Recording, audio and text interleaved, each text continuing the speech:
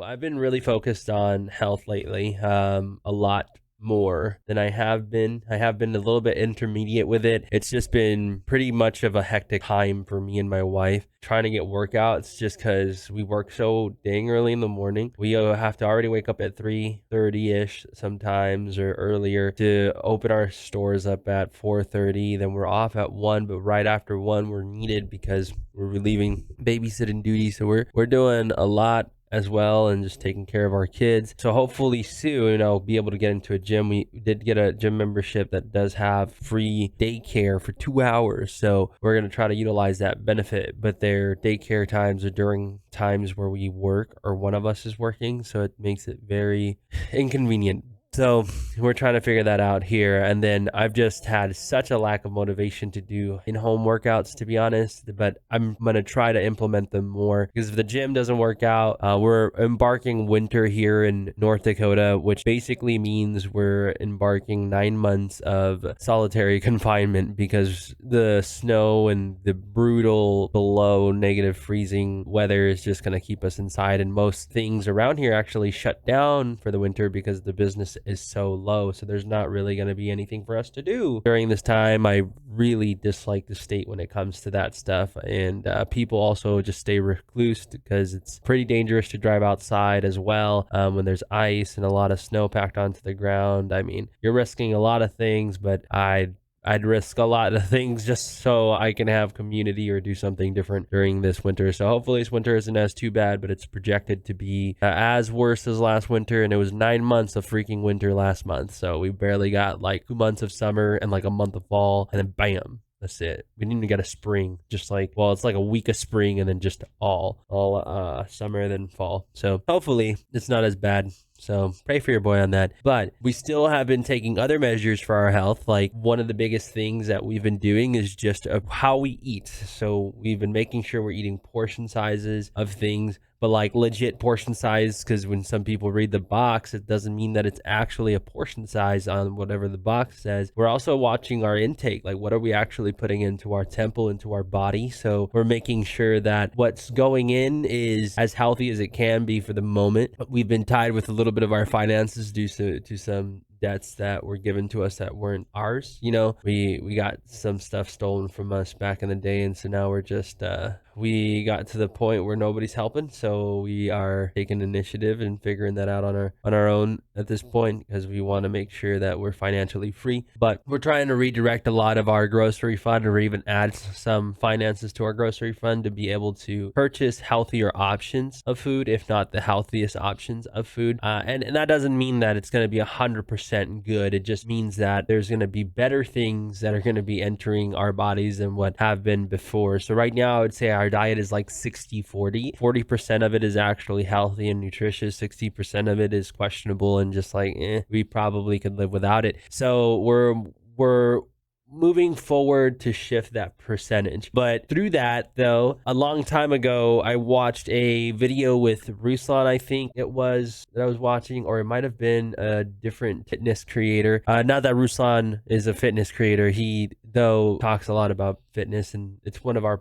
4 pillars, our health pillar that touches on physical and mental health that we like to talk about as well. And they said if going to the gym, you're working on your strength and gaining muscle, and the way you lose weight and get to a better healthy BMI is by eating correctly and taking care of yourself with like sleeping, hydration, and the whole 9. And so like, and eating correctly isn't just like, well, I'm eating skinless chicken and I'm doing this and I'm doing that. It's not just that. And like I said, it's how we eat. It's what, like, how much of it are you eating? How often are you eating? What else are you doing to help enhance your eating? Like what else are you combining it with, or any of those features really how we do it. And we just been focusing a lot lately just on how we eat. Like what I can control is like how much I eat, and partially right now what I eat and how I trick my brain. And so what by that I mean is that like I use smaller bowls, I use teaspoons versus tablespoons. I try to do things just like the idea of when you're eating a slice of pizza, you just want to eat it flat, because if you eat the slice of pizza flat, your body will see like how much pizza you're actually eating, so you'll actually eat less. You'll probably eat 3 slices instead of folding your pizza if you eat your pizza folded, which I used to do that a lot, and then you can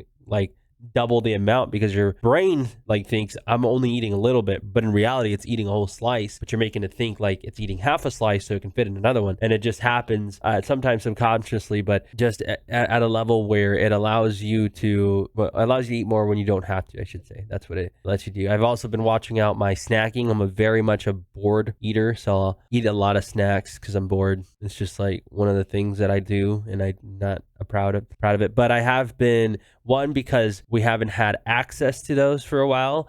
We've been like not buying snacks as often. Like we still reward ourselves. We're still trying to like get to the point where we don't really need those, and those are more of a reward, and it's been better. My bane always is chips. I love chips so freaking much. It is the bane of my existence. Chips, I've said it before, if I could be a professional chip taster as a job, I would be a professional chip taster, like my ideal job. And then like creating new variations of chips for like any other chip companies.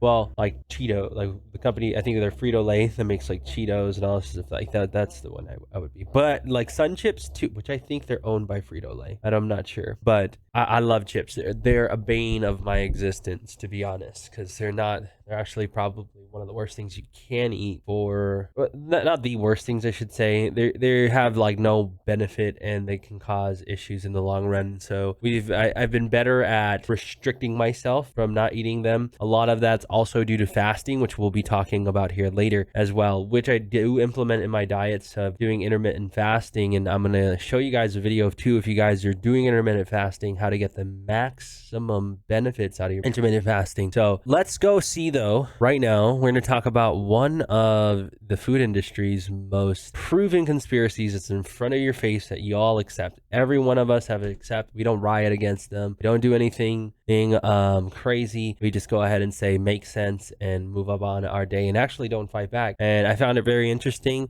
I ran across it when we watched a video of Ruslan. He was posted like, hey, I think I even have it here somewhere. Well, I have it pulled up. You can drink hundreds of cans of Diet Coke, but you can never notice. I was like, oh, you know what? I kind of want to watch this. And I've heard of him talk about it before in prior podcasts. And then here we have, we're going to be reacting to the physical video that they were talking about by High Intensity Health. That's the channel. And it's called Dietitians Paid to Say Trash is Healthy. And so these dietitians apparently are being paid to tell you like eating mac and cheese is healthier than eating a steak or eating skinless chicken or even eating vegetables. Like there's a lot more stuff on here, but they get paid to say yes to those items and no to the actual healthy items. So the High Intensity Health channel, he dropped a video 13 days ago talking about this. We watched it a little bit on Ruslan's channel, and then we watched it all the way through on our own, and we thought it was super interesting. So I'd love to hear what you guys think about this and what my insights you might get. Like, I didn't know half the things that were going on. We're gonna actually probably cut this about halfway through, maybe a little bit more, or like we'll go a little bit more, because there's an interesting graph that Ruslan and Zach found and that they were commenting on, and it's basically the food pyramid, and it's completely backwards. And I didn't know that this is what's getting like actually preached, but I thought it was 100% interesting, and so we're gonna see this here. But without further ado, let's go check out High Intensity Health.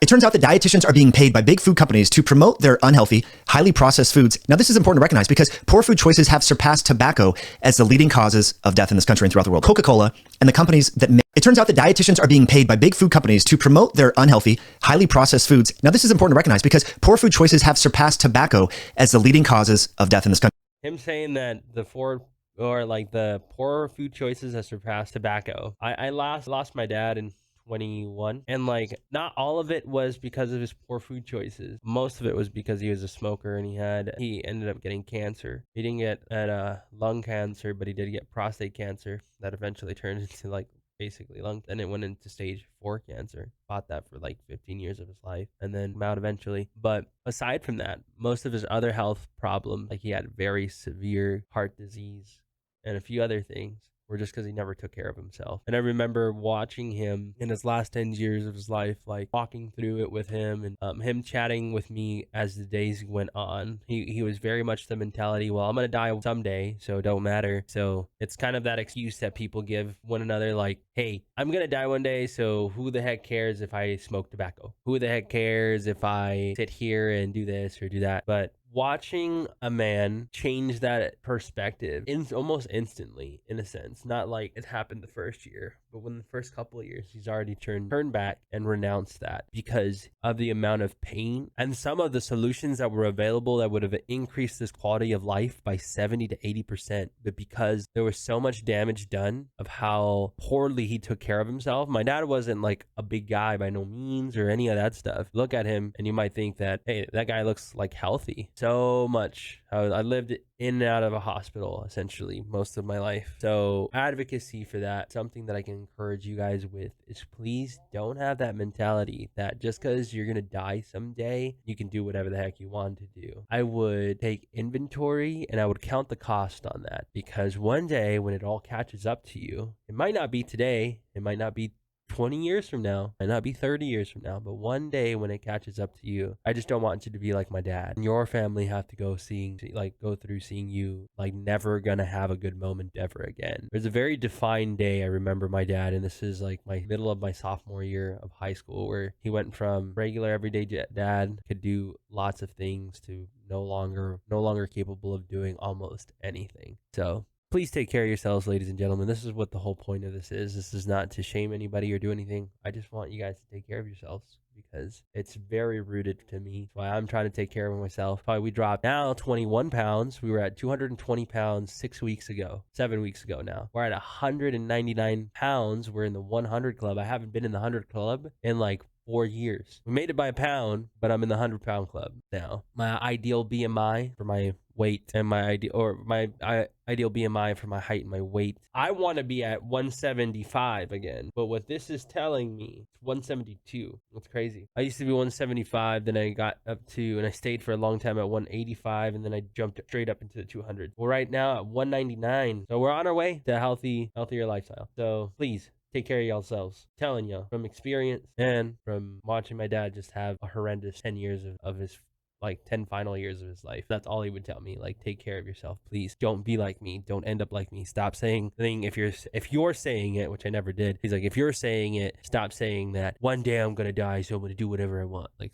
count the cost of those words, ladies and gentlemen, because you're not going to die instantly. So you're going to live out most of your life. You're probably going to die slowly like most people. You're going to live out the last years of your life. But let's continue. Country and throughout the world. Coca-Cola and the companies that make highly processed foods like Kellogg's and General Mills and Kraft and all these food companies are manufacturing food products that are directly tethered to the primary causes of mortality in this country, like heart disease, cancer, diabetes, Alzheimer's disease. And so here you have food companies paying health professionals. Lest I remind you, registered dietitians, last I checked, are under a professional obligation to promote evidence-based information and science. Yet we have dietitians, and I want to share with you screenshots. I mean, I was just blown away at the amount of. Let's see here. In April of 22, PepsiCo paid Spence to teach a webinar to other dietitians titled Unpacking Preconceptions About Packaged Food. She said registered dietitians who participate receiving continuing educational credit. In the webinar, Spence disputed health concerns about processed foods. What we have to do as dietitians, as health professionals, is really debunk some of this information, she told her listeners. In the interview, Spence said PepsiCo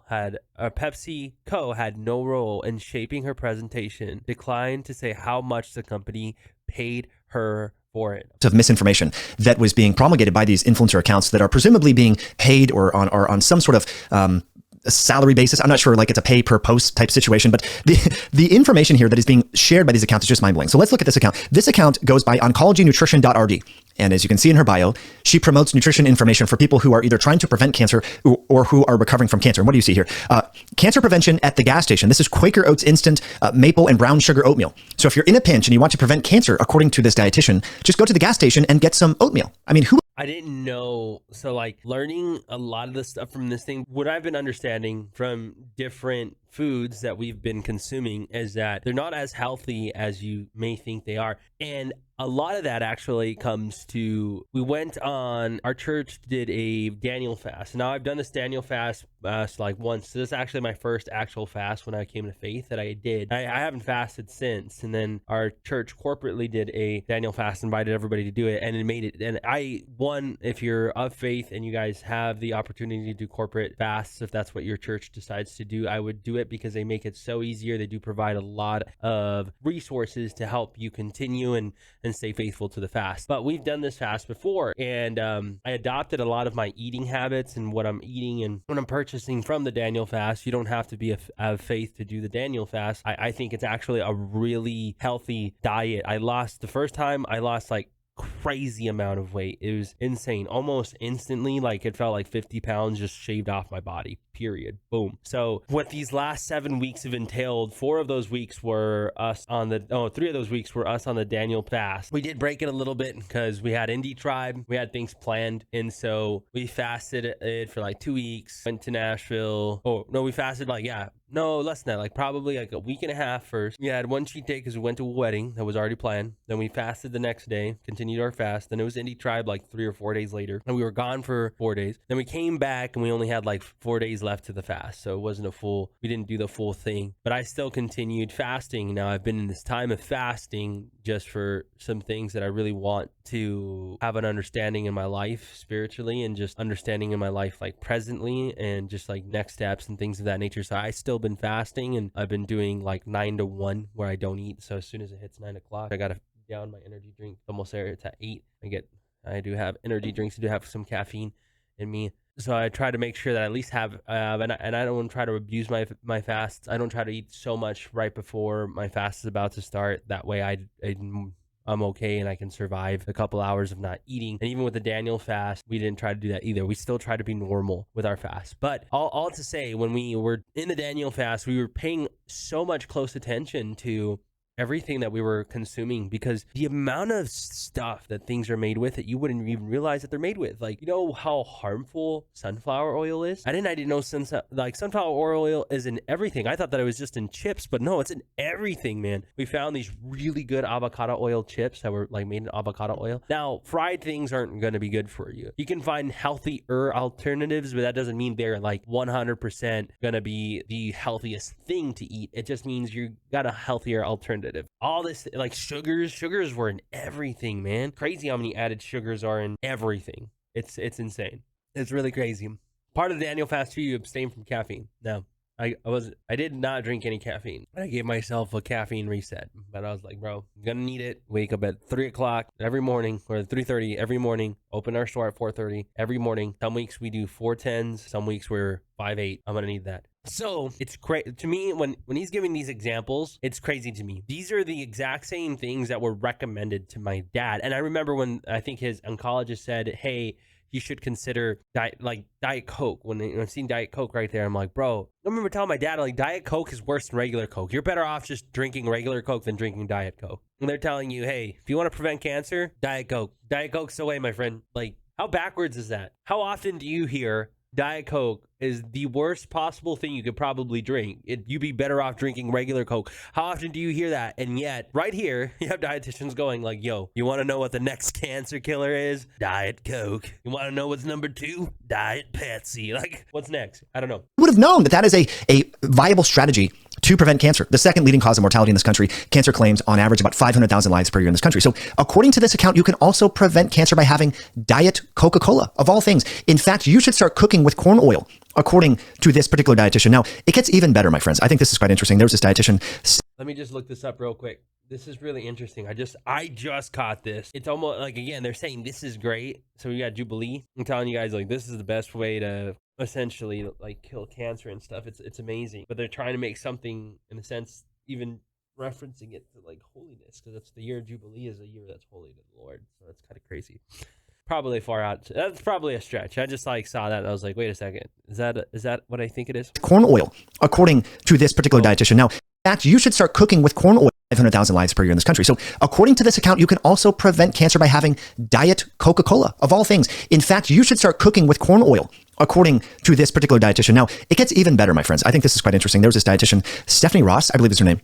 And she actually has quite a few followers over on TikTok, about 1 million followers, 200 some odd thousand followers on Instagram. She promotes mac and cheese. Yeah, mac and cheese. I guess it's a burgeoning superfood. I mean, I thought we were supposed to not be eating this. I mean, I remember eating this as a child. I just think it's crazy when I sit here and I think about how this is healthy. Like me as a chip guy, I love chips. There's no freaking way Frito chips are healthy in any shape, way, or form for you. Literally, there's no freaking way. So it's crazy to me that not only is they promoting Kraft mac and cheese, which we've been actually more focused on because we're trying to be not like crazy holistic parents to our kids, but we want to make sure they're getting the best type of diets up front for them. Like we've been getting, it's not, again, there's healthier alternatives to things, but that doesn't mean they're the healthiest things. So I definitely advocate for moderation. Moderation is really huge. That's part of like portion sizing, knowing not to have a lot of those things and moving forward with those type of aspects. But we've been getting, I think they're called, they're literally just called Auntie's mac and cheese. Yeah, they're an organic brand of organic brand of mac and cheese. You can get them for parents out there or just people who like mac and cheese. You can get them cheaper at Costco. They sell them in bulk with a lot of variety of flavors, but they're healthier. That doesn't mean they're 100% healthy. So better than Kraft. So I'd rather you eat that than Kraft. But the idea is, how do you work that into, if you're going to have that as part of your diet, how do you moderate that to where you're not having it all the time? Because not healthy at all. I remember hearing about the ultra processed food and how they're so problematic. The cereals and the potato chips. We have ample scientific evidence to show that consumption of these foods is why America's health is in such dire straits. Yet we have a dietitian with a combined following of 1.2 million followers that is promoting consumption of these foods. Honey Nut Cheerios, that has roughly 17 grams of sugar per serving. Frito chips, she has this tutorial about how to make Frito chips.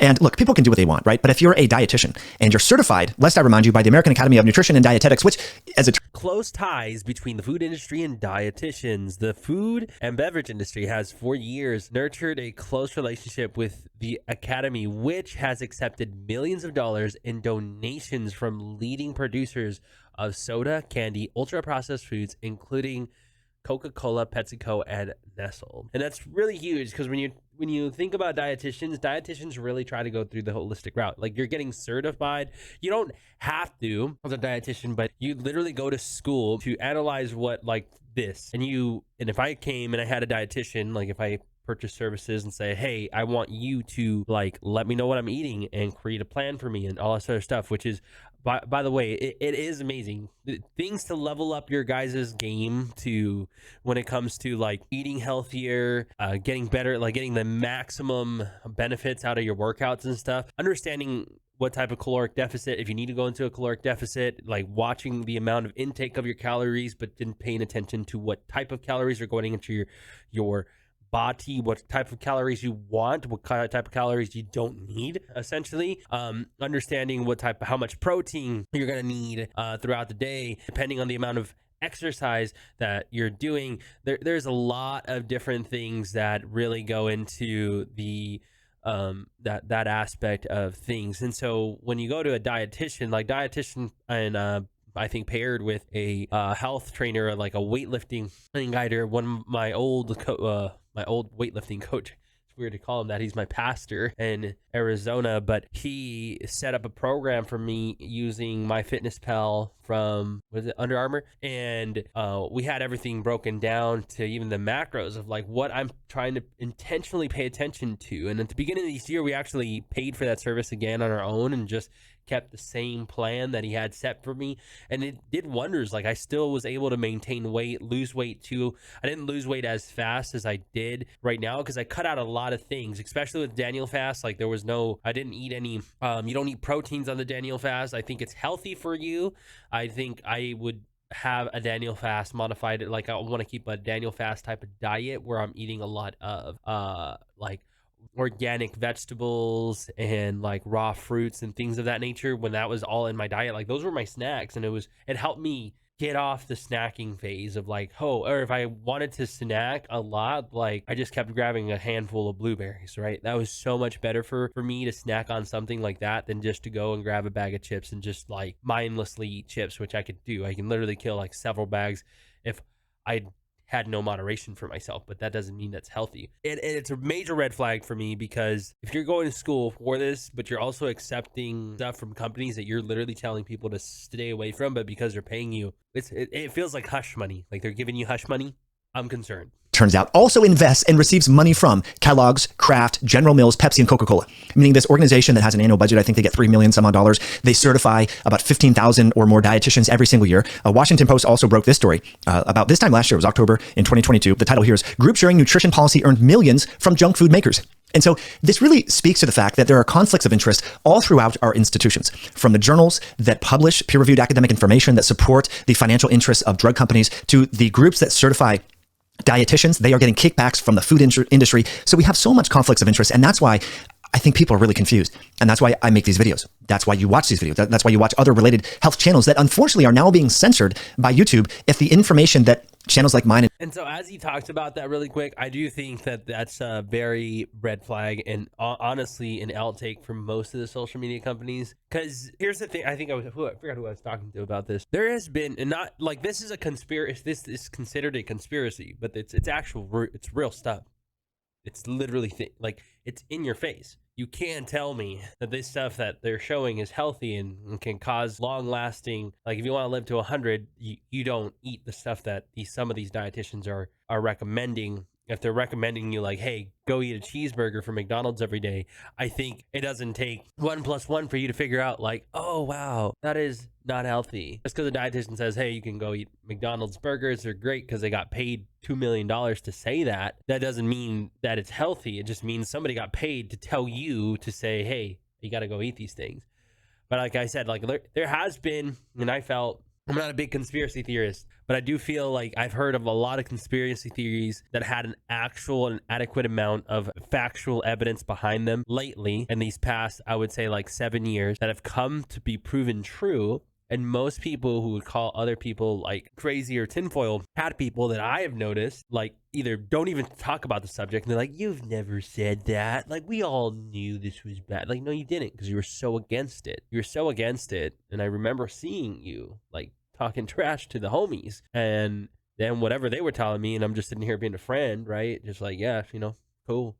Thank you for the information. I'll consider it. I was just how I am with stuff, and like other people around me, and I'm just like, dude. But I see that though with other people, other like friend groups and other communities and stuff, and I'm just sitting here like, bro, when is enough? Like, why is it only enough when it comes to some issues, but not these things? Like, this is pretty serious. This is very dangerous. This is a slow killing maneuver, essentially. Like, you not taking care of your health, you not paying attention to those things, not wanting to actively do those things will slowly kill you. I mean, again, my dad slowly died, but the way that all that culminated at the very end, because he did whatever the heck he wanted to do in his 60s, 50s, 40s, 30s, and 20s, like he did whatever he wanted, ate whatever he wanted, lived a life however he wanted, and then now paying for it in his 70s and his 80s and passing away at 85. So like at 75, really, and that was around my sophomore year, is where I felt it was a defining moment where my dad went from highly functioning to not highly functioning anymore. Couldn't do half the things, if not anything. Pains everywhere,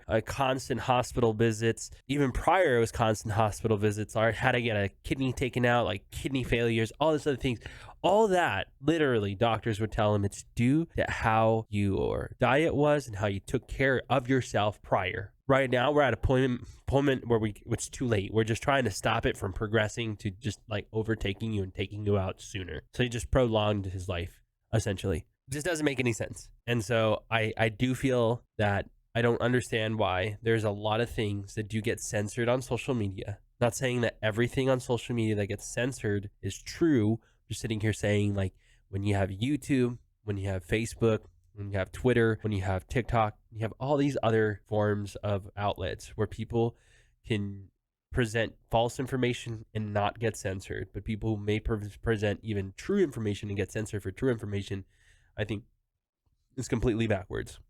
and others that share actual science-based information. We are now getting censored if our information doesn't corroborate with the contemporary consensus from the World Health Organization, which, lest I remind you, the WHO actually recommends eating healthy food. And so you have dietitians that are actually promoting information that conflicts with the WHO. I wonder when our big tech companies will start to censor these other accounts. But they do censor our account. They have censored other related accounts for sharing so-called mis or disinformation. But if you promote Fritos or Doritos or mac and cheese, that's okay, evidently. That's not misinformation, even if you are a dietitian.